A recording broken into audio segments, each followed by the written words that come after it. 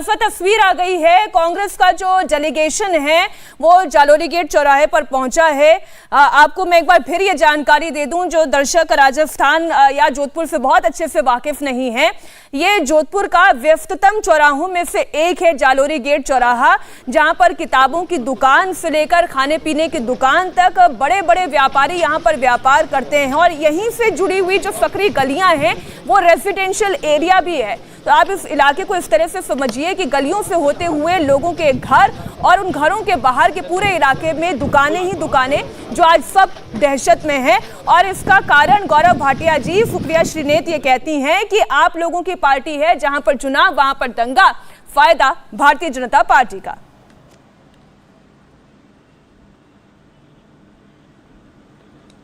देखिए, यहाँ कांग्रेस की प्रवक्ता की बात तो छोड़ दीजिए, कांग्रेस पार्टी की अध्यक्षा राहुल गांधी क्या कहते हैं इसको भी अब जनता गंभीरता से नहीं लेती है, इसलिए मैं समय नष्ट नहीं करूंगा उस पार्टी पर जो खुद ही नष्ट हो चुकी है।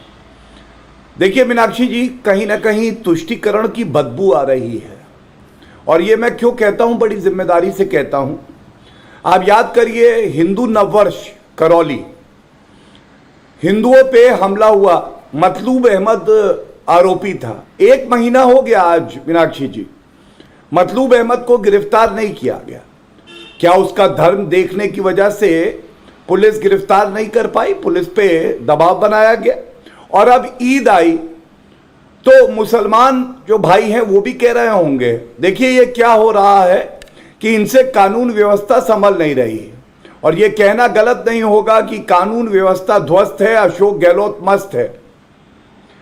दूसरी बात, आप मुझे बताइए, क्या यह सत्य नहीं है कि जो पत्थर आए, तलवारें आई, ये एक सुनियोजित तरीके से आई गई? क्या इसमें प्रदेश सरकार की विफलता नहीं है? मैं ये पूछना चाहता हूं कि इनको इतनी नफरत क्यों है हिंदुओं से, नागरिकों से, कि जिम्मेदारी लेनी थी और आज मुख्यमंत्री अशोक गहलोत गुलदस्ते ले रहे थे। तो मैं तो ये पूछ रहा हूं इनसे कि जैसे राजद्रोह का मुकदमा हनुमान चालीसा पढ़ने के लिए महाराष्ट्र में लगवाया था, ये जो उपद्रवी हैं इन पे राजद्रोह का मुकदमा जरूर लगाएंगे, ये हमें यकीन है। तीसरी बात, उत्तर प्रदेश से तुलना कर दी मैडम ने, अभी वहां 2 सीटें आई है, सुपड़ा साफ हुआ है, 5 प्रदेश आ रही है ये कांग्रेस पार्टी, और 54,000 लाउडस्पीकर हटाए गए सभी धर्म स्थलों से, किसी ने उफ नहीं करी। और देखिए, जो मैं आपके चैनल पे खुलासा कर रहा हूं, ये ईद की नमाज से पहले रोड के ऊपर नमाज चल रही है और 18 लाउडस्पीकर राजस्थान की सरकार ने लगने दिए, कोई कार्रवाई नहीं हुई। तो मीनाक्षी जी, क्या यह पूछा नहीं जाएगा कि ये 18 लाउडस्पीकर क्यों लगाए गए? क्या यह तुष्टीकरण की राजनीति नहीं है? क्या यह सांप्रदायिक राजनीति नहीं है? और अंत करूंगा एक ही बात कह के, बंसी बजा रहा था नीरो, ठुमके लगा रहा था जीरो नेपाल में। और ये क्यों बात बोल रहा हूं, उनकी व्यक्तिगत जिंदगी जरूर है, लेकिन क्योंकि बहुत बड़ा लीडर माना जाता है कांग्रेस पार्टी में राहुल गांधी को, तो वो लॉर्ड ऑफ द ड्रिंक्स में लॉर्ड ऑफ डिस्ट्रक्शन पहुंचे और वहां पे डांस कर रहे हैं। उनको ये सुध नहीं है कि 1 महीना बीत गया, मतलूब अहमद गिरफ्तार नहीं हुआ। और आप याद करिए, जब गोरखनाथ मंदिर में हमला हुआ, पुलिसकर्मी जख्मी हुए, गौरव जी सुनिए, मुख्यमंत्री योगी आदित्यनाथ जी, मैं आपकी सारी बातों पर तो मैं सुन सकती हूँ, लेकिन अपनी पर्सनल कैपेसिटी में संदेश दिया। और यहाँ पे इफ्तार पार्टी जो करते हैं अशोक गहलोत, उसमें एक मुल्जिम को बुलाते हैं, वो मुसलमान होता है। ठीक, मैं कह रही हूँ गौरव जी, मैं आपके सारे आरोपों पर कांग्रेस पार्टी से जवाब ले सकती हूँ, लेकिन मैं एक बात मैं अपनी पर्सनल कैपेसिटी में कह रही हूँ कि कोई व्यक्ति अपने निजी जीवन में क्या करता है, वो व्यक्ति के तौर पर क्या करता है, वो कौन सी पार्टी अटेंड करता है, कहाँ करता है, मेरे ख्याल उसमें हमें कोई टिप्पणी नहीं करनी चाहिए, ये मेरा मानना है। इस पे हम चर्चा ना ही करें तो ये एक सवाल मैं आपसे पूछता हूँ। हाँ, मैं आपसे एक सवाल पूछता हूँ, बोले। मतलूब अहमद 2 अप्रैल को जब करौली में, 1 मिनट सुन लीजिए, अभी आपने कहा ना व्यक्तिगत जिंदगी में क्या करता है, सार्वजनिक जीवन में जब आपको बहुत बड़ा लीडर मानते हैं कांग्रेस पार्टी के, तो ये सवाल पूछा जाएगा 1 महीने बाद मतलूब अहमद कहां है, ये पूछा जाएगा कि राहुल गांधी ने 1 महीने में वक्तव्य क्यों नहीं दिया, ये पूछा जाएगा कि जब राजस्थान जल रहा है, अशोक गहलोत नीरो बने हैं, तो जीरो काठमांडू में डांस क्यों कर रहा है। ठीक है गौरव जी, आप सारे सवाल पूछिए, मैं देखिए अभी सिर्फ सुप्रिया जी जवाब देंगी। मुझे लगा कि मुझे ये बात कहनी चाहिए, इसलिए मैंने कही कि अब व्यक्तिगत जीवन में कौन कहां जाकर पार्टी कर रहा है, इसमें मतलब ये मेरा मत है। बहरहाल मेरे साथ एक और मेहमान जुड़े हुए, मैं शिवम आपके पास आऊं। नहीं सुप्रिया जी, मैं एक बार डिबेट में सभी का पक्ष ले लूं, उसके बाद फिर मैं आगे बढ़ूंगी। हमारे जो चौथे मेहमान है कृपया उनको भी फ्रेम में ले लें प्लीज। उन्होंने डायरेक्टली मेरे लीडर के कुछ खिलाफ कहा, मैं भी करूंगा, फिर ऐसे चलती रहेगी, नहीं बढ़ेगी। अगर आप सुप्रिया जी वन बाय वन सब अपना बोल लें, और आपके वो लीडर पे बोल रहे हैं, इस पर आपको पूरा अधिकार है, आप बाद में आगे काउंटर करिएगा। अच्छा मेरा एक सवाल सुप्रिया जी, ये डिबेट मैं होस्ट कर रही हूँ, let me please do my job.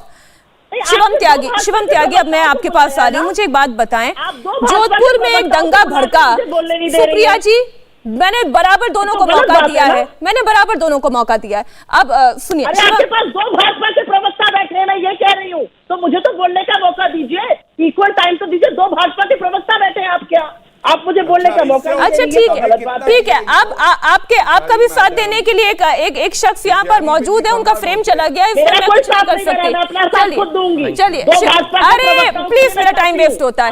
Shivam जी का साथ नहीं दे रही है, और क्या कोई देगा। ठीक है, चलिए मुद्दे पर आते हैं सर, मुद्दे पर आते हैं। मुद्दा यह है कि रात को जहां पर दंगा भड़का और जहां पर पुलिस को ये समझ में आ गया कि यहां पर स्थिति हालात से बाहर जा सकती है, क्योंकि कुछ ठीक नजर नहीं आ रहा है, दाल में कुछ काला नजर आ रहा है। मैं कहती हूं अगर ये साजिश भी है, मैं फिर कहती हूं अगर ये किसी एक पॉलिटिकल पार्टी की साजिश भी है, तब भी पुलिस ने अगले दिन उसी जगह पे ओपन में नमाज क्यों करने दी, और अगर नमाज की भी तो वो जो वहां पे बैरिकेडिंग की गई थी वो इनसफिशिएंट थी, वो काफी नहीं थी। जितने पुलिस बल वहां पर मौजूद, आप सुबह की तस्वीरें देख लीजिए, पुलिस ऐसी हताश नजर आ रही है, वो ये समझ नहीं पा रही है कि हम कहां पर दंगाइयों को खदेड़े, कहां पर उनको भगाएं, कहां से पकड़े, गलियों में भागते हुए नजर आ रहे हैं। ये पुलिस का फेलियर नहीं है तो और क्या है। गौरव जी ने जो कहा उसी बात को 100% सही कहते हुए मैं अपनी बात को शुरू करूंगा। तुष्टीकरण का जो एक सबसे लाइव एग्जाम्पल और सबसे बड़ा एग्जाम्पल है वो यहां आपको देखने को मिलेगा। रात को 11 बजे जालौरी गेट पर एक जो मूर्ति थी बाल मुकुंद बिस्सा जी की, उस मूर्ति पर मुंह पर टेप लगाई गई, मुंह बंद किया गया, आंखों पर पट्टी बांधी गई और भगवा उतारकर वहां पर हरे रंग का झंडा लगा दिया गया। अब यह कहा गया कि भगवा झंडा क्यों, क्योंकि अब दिक्कत है ना, जानती नहीं है भगवा। जालौरी गेट का जो चौक है वहां भगवा का इतिहास रहा है, वो कल नहीं लगा था, वो 2 दिन पहले 1 तारीख को रिपीट चेंज किया गया था, 1 तारीख को, तो वहां पर वो उतारा गया, आंखों पर पट्टी बांधी गई, मुंह पर टेप चिपकाई गई, उसके बाद हंगामा हुआ, शहर में थोड़ा सा एकदम रकस पैदा हुआ, लोगों के घर के सामने घरों में घुसकर उनको मारा पीटा गया, विधायक के घर के ऊपर पत्थर चलाए गए और उसके बाद पुलिस आकर शांत करके चीजों को सेटल कर देती है। जब ये रात को 11 बजे हो चुका हो, प्रदेश में 2 दंगे 1 महीने के दौरान हो चुके हो, हालात आपके कंट्रोल से बाहर हो, तो आप रात को आप सुबह 11 बजे नमाज के लिए हजारों लोगों के लिए सड़क क्यों छोड़ देते हैं? क्यों आपने रात को ही धारा 144 लगाकर इंटरनेट नहीं बंद कर दिया जब आप इतने इनकॉम्पिटेंट हैं? दूसरी बात, अब आपने चलिए ठीक है सुबह नमाज कराई बड़ी शानदार तरीके से, मुझे कोई प्रॉब्लम नहीं है, लेकिन अगर इतने ही नमाज कराने वाले हैं तो अब परशुराम जयंती की यात्रा निकलवा दीजिए ना। परशुराम जयंती की यात्रा नहीं निकली, अभी से कुछ दिनों पहले महावीर जयंती की यात्रा नहीं निकलने दी इन्होंने, वो ठीक है, लेकिन नमाज होनी है चाहे पूरे शहर में आग लग जाए। अब आगे आ जाते हैं, आप मुझे एक चीज बताइए, लगातार इस बात को कहा गया, पिछले दिनों इस देश के 9 राज्यों में शोभ यात्राओं पर हंगामा हुआ गया, लोगों ने इतनी छाती पीटी और इतनी बातें कही कि ये देखिए इनको गाली दी गई थी, मस्जिद के सामने से निकल रहे थे, इस वजह से इन्होंने हमला कर दिया। कल तो यही नमाज पढ़ रहे थे, ऐसा क्या हो गया कि अब नमाज पढ़ने के बाद यहां पर भी हंगामा, पत्थरबाजी, अनंतनाग में भी हंगामा, पत्थरबाजी। मतलब आप इसमें शिवम ये कहना चाह रहे हैं कि एक पैटर्न के तहत हो रहा है या फिर ये प्रायोजित है? ये राज्य सरकार द्वारा पूरे तरीके से प्रायोजित और तुष्टीकरण में डूबे हुए लॉलेसनेस के कारण है। अगर भारतीय जनता पार्टी ये करा रही है तो फिर तो राज्य सरकार की इनकॉम्पिटेंस से ज्यादा कुछ और हो ही नहीं सकता। सुप्रिया जी जवाब दें। सबसे पहले तो मैं ये जवाब देना चाहती हूं कि ये थोड़ी सी गलत बात है कि आपने दो भाजपा प्रवक्ताओं को बैठाया हुआ है, एक को पॉलिटिकल विश्लेषक बन के और एक घोषित प्रवक्ता है। गलत बात है, जिनके नाम में बीजेपी लिखा हुआ है उनके हैंडल्स में, उनको आपने पॉलिटिकल विश्लेषक बना के मैं कोई प्रवक्ता नहीं। सुप्रिया जी, मेरी अगर कोई एक पेपर भी आप मुझे दे दे तो मैं चला जाऊंगा। मैं आपके बीच में नहीं बोली, बिल्कुल नहीं बोलूंगा, बोलिए आप। आपके हैंडल्स पर बीजेपी, बोलिए बोलिए। मैं आपके हैंडल्स को फेमस करने मैं अपने हैंडल्स के आगे नरेंद्र मोदी जी भी लिख सकता हूँ। सुप्रीम कोर्ट मेरे को यह अधिकार देता है, मेरा कानून संविधान मुझे अधिकार देता है, मैं लिख सकता हूँ। इसमें कोई दिक्कत ऐसे की लिखा बात हुआ नहीं नहीं है, बट मैं लिख सकता हूँ। इंडिया टीवी हर वक्त हर जगह डाउनलोड करने के लिए सर्च करें India TV news Google play store या ऐप स्टोर पर।